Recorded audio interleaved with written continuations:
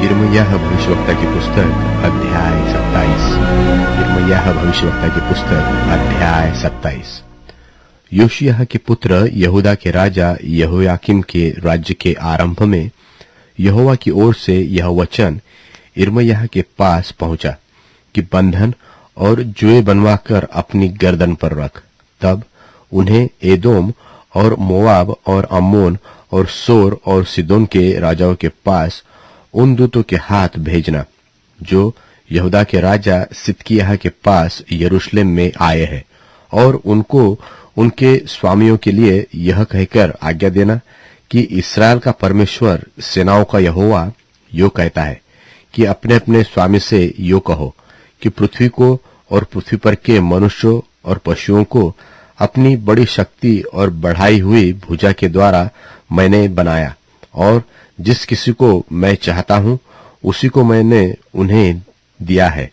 अब मैं ये सब देश अपने दास बाबुल के राजा नबूकदनेस्सर को आप ही दे दिया है, और मैदान के जीव जंतुओं को भी मैंने उसे दिया है कि वे उसके अधीन रहे, और ये सब जातियां उसके और उसके बाद उसके बेटे और पोते के अधीन उस समय तक रहेंगी जब तक उसके भी देश का शुभ दिन न आए, और बहुत सी जातियां और बड़े बड़े राजा उससे अपनी सेवा करवाएंगे।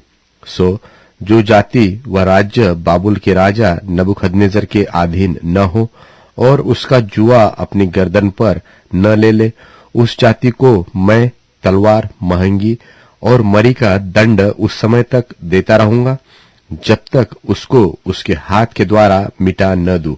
यहोवा की यह वाणी है।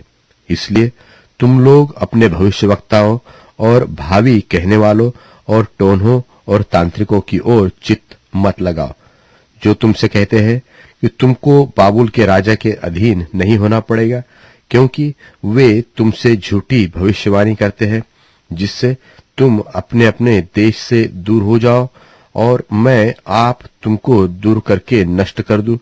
परंतु जो जाति बाबुल के राजा का जुआ अपनी गर्दन पर लेकर उसके अधीन रहेगा, उसको मैं उसी देश में रहने दूंगा, और वह उसमें खेती करती हुई बसी रहेगी। यहोवा की यही वाणी है। और यहूदा के राजा सिदकिय्याह से भी मैंने ऐसी बात कही कि अपनी प्रजा समेत तू बाबुल के राजा का जुआ अपनी गर्दन पर ले और उसके और उसकी प्रजा के अधीन रहकर जीवित रह। जब यहोवा ने उस जाति के विषय जो बाबुल के राजा के अधीन न हो यह कहा है कि वह तलवार, महंगी और मरी से नाश होगी, तो फिर तू अपनी प्रजा समेत क्यों मरना चाहता है?